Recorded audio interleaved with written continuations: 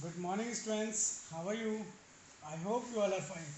Welcome back to our online classes. In next part of our class, इस class में बच्चों आज हम आयोनिक कंपाउंड्स के बारे में स्टडी करेंगे। हमने लास्ट क्लास में जो हमारे क्लास में हमने उसमें reaction with metal and non metal हमने स्टडी करा था, तो आज हम बच्चों स्टडी करेंगे ionic compounds. What is ionic compounds? Ionic compounds क्या होते हैं, उन सभी के बारे में आज हम डिस्कस करेंगे। The compound form by transfer of electrons from one metal to a non metal, okay, that is called ionic compound. किसी भी कंपाउंड के अंदर जब क्या होते हैं, इलेक्ट्रॉन ट्रांसफर होते हैं, कहाँ से? मेटल से नॉन मेटल के अंदर, मेटल से नॉन मेटल के अंदर, तो उसे हम बोलते हैं ionic compound, that is called ionic compound. और इलेक्ट्रोवैलेंट कंपाउंड, उसे आयोनिक कंपाउंड या फिर इलेक्ट्रोवैलेंट कंपाउंड्स भी बोला जाता है। प्रॉपर्टीज ऑफ आयोनिक कंपाउंड्स क्या होते हैं? What are the properties of ionic compounds? First is a physical nature. When we will talk about physical nature, तो प्रॉपर्टीज ऑफ आयोनिक कंपाउंड का फिजिकल नेचर क्या होता है? The are solid and hard. ये क्या होते हैं? ये सॉलिड होते हैं और हार्ड होते हैं। जर्नली ब्रिटल भी होते हैं ये, ओके। नाउ सेकंड जो उसकी स्टेट है, that is called melting and boiling point. जो आयोनिक कंपाउंड का मेल्टिंग और बॉइलिंग पॉइंट होता है, ये बहुत ज़्यादा हाई होता है, दैट इज वेरी हाई। उसका बॉइलिंग पॉइंट भी हाई होता है and it's melting point is also high, okay. Melting मतलब वो पिघलना एंड बॉइलिंग मीन्स वो क्या होता है? बॉयल होना। ना सॉल्युबिलिटी, ये क्या होता है बच्चों? वाटर के अंदर सॉल्यूबल इनसॉल्यूबल होते हैं। क्या होते हैं? This is insoluble in water. What? Ionic compounds are insoluble in water. Then after conductivity with electricity, उसकी जो कंडक्टिविटी होती है इलेक्ट्रिसिटी के साथ कैसी होती है? Ionic compound conduct electricity in molten solution from but not in solid state. वो मोल्टेन है, जो क्या होते हैं मोल्टेन एंड सॉल्यूशन स्टेट के अंदर, वो उनके अंदर इलेक्ट्रिसिटी कंडक्टिविटी होती है, बट उसके अंदर इलेक्ट्रिसिटी कंडक्टिविटी जब वो सॉलिड फॉर्म में होता है, जब वो सॉलिड स्टेट में होता है, तो उसके अंदर इलेक्ट्रिसिटी कंडक्टिविटी नहीं होती है। Now occurrence of metals, we will talk about occurrence of metals. जो मेटल्स है वो एक्चुअली आते कहाँ से, उनकी ओकेरेंस कहाँ से होती है, उनके बारे में हमें जानना है। जैसे कि हम सभी जानते हैं and we were discussed in our earlier classes, class 8 9 में हम डिस्कस कर चुके हैं। जो मिनरल्स होते हैं, जो क्या है बच्चों? मिनरल्स हैं द एलिमेंट और compound which occur naturally in the earth crust are called minerals. जो मिनरल्स होते हैं वो अर्थ क्रस्ट में जो नेचुरली पाए जाते हैं, that is called minerals, okay.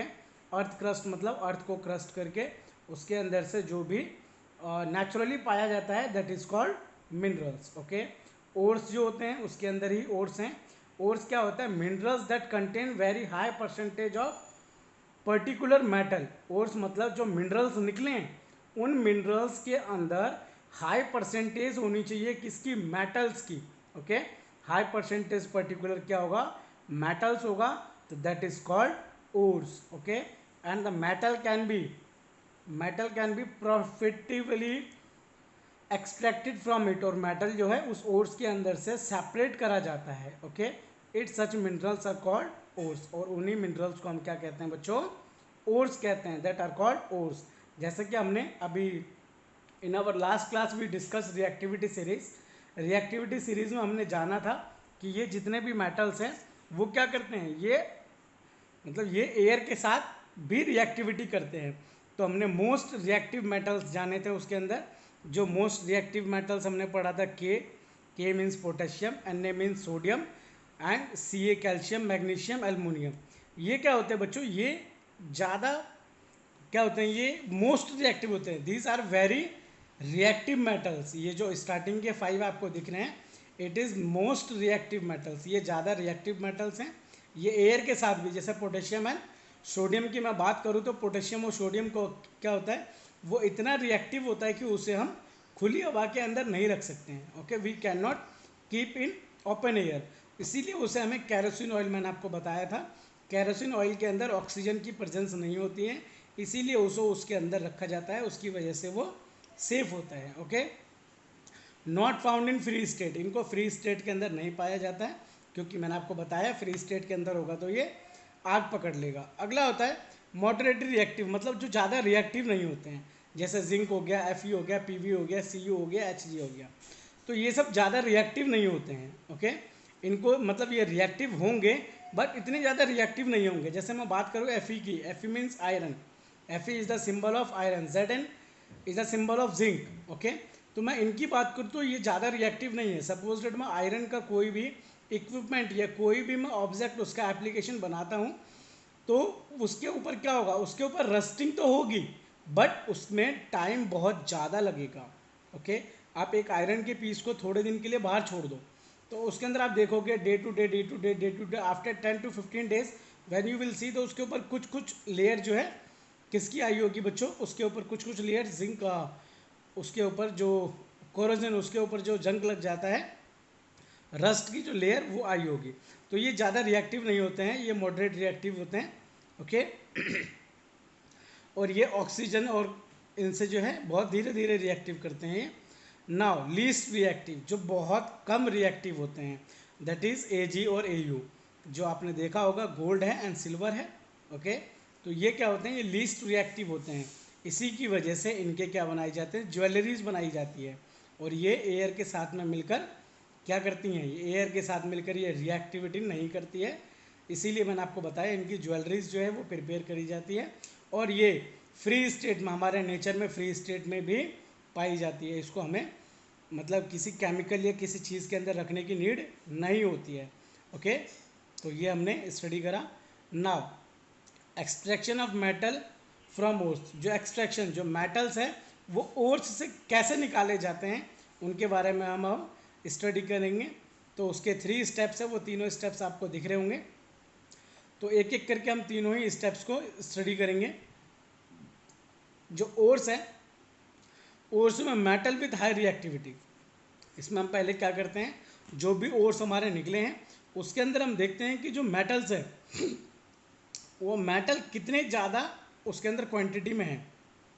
तो पहले हम उसे सेपरेट कर देते हैं। एक तो उनको हम क्या कर देते हैं, अभी जैसे कि हमने स्टडी करा मेटल विथ हाई रिएक्टिविटी, हम उन मेटल्स को अलग कर देते हैं जो ज़्यादा रिएक्टिव होते हैं। Okay, then after metal of medium reactivity.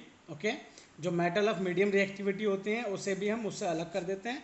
और metal of low reactivity, metal of low reactivity वाले आइटम एलिमेंट्स को भी, मेटल्स को भी हम क्या कर देते हैं, अलग कर देते हैं। तो इट मीन सबसे पहले क्या हो जाएगा बच्चों, सेपरेशन हो जाएगा।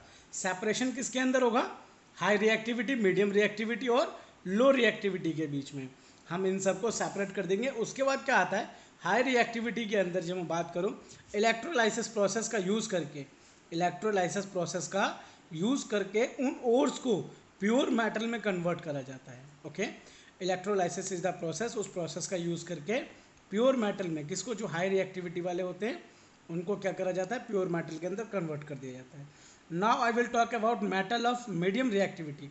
जो मीडियम रिएक्टिविटी वाले हैं उनको कार्बोनेट और एक होता है सल्फाइड ओर। ओके, 2 पार्ट्स में डिवाइड होता है, कार्बोनेट और सल्फाइड ओर। मतलब ऐसे एक जिसके अंदर क्या हो, कार्बन हो, और एक जिसके अंदर सल्फर हो, तो उनको उनकी प्रॉपर्टीज़ के ऊपर, उनको प्रॉपर्टीज़ के ऊपर सेपरेट कर दिया जाता है। ओके, तो कार्बन ओर्स वाले और सल्फाइड वाले ओर्स वाले उनको अलग अलग कर दिया जाता है। ओके, एंड उनको नेक्स्ट प्रोसेस के थ्रू उनको भी क्या कर दिया जाता है बच्चों, प्यूरिफिकेशन ऑफ मेटल। जैसे आप देख रहे होंगे ऑक्सीजन ऑफ मेटल है, रिडक्शन ऑफ मेटल्स है, प्यूरिफिकेशन ऑफ मेटल्स है। ओके, तो उनको भी प्रोसेस का यूज़ करके उनको भी मेटल्स के अंदर कन्वर्ट करा जाता है। Then after metal of low reactivity, जो लो रिएक्टिविटी वाले होते हैं उनके अंदर सल्फाइड ओर्स वाले होंगे, रोस्टिंग होगा, मेटल होगा, रिफाइनिंग होगा। ओके, इन सभी प्रोसेस का यूज़ करके क्या होता है बच्चों, जो ओर्स होते हैं उनको सेपरेट करे जाते हैं। इसके ऊपर मैं आपको एक पर्टिकुलर वीडियो जो है कि कैसे ओर्स को सेपरेट करा जाता है, ये मैं आपको एक एनिमेटेड वीडियो आपको नेक्स्ट क्लास में मैं कंडक्ट करके समझाऊंगा। ओके, नेक्स्ट क्लास में बच्चों हम जो कंडक्ट करेंगे उसमें हम ओर्स कैसे डिफाइन होते हैं वो करेंगे, और step involving the extraction of metal from the ores, उसके अंदर कुछ इंपॉर्टेंट टर्म्स हैं, उन सभी टर्म्स को हम जो है डिस्कस करेंगे। Okay, and refining of metals जो होता है वो कैसे होता है ये सारे टॉपिक्स जो हम अपने नेक्स्ट क्लास में डिस्कस करेंगे। तो आज का जो आपका होमवर्क है, होमवर्क क्या है, आपको अपने होमवर्क में जो भी हमने आज स्टडी करा है उन सभी के नोट्स प्रिपेयर करने हैं। जैसे कि मैंने नोट्स प्रिपेयर कर रखा है, तो according to that you can also prepare your notes in your notebook.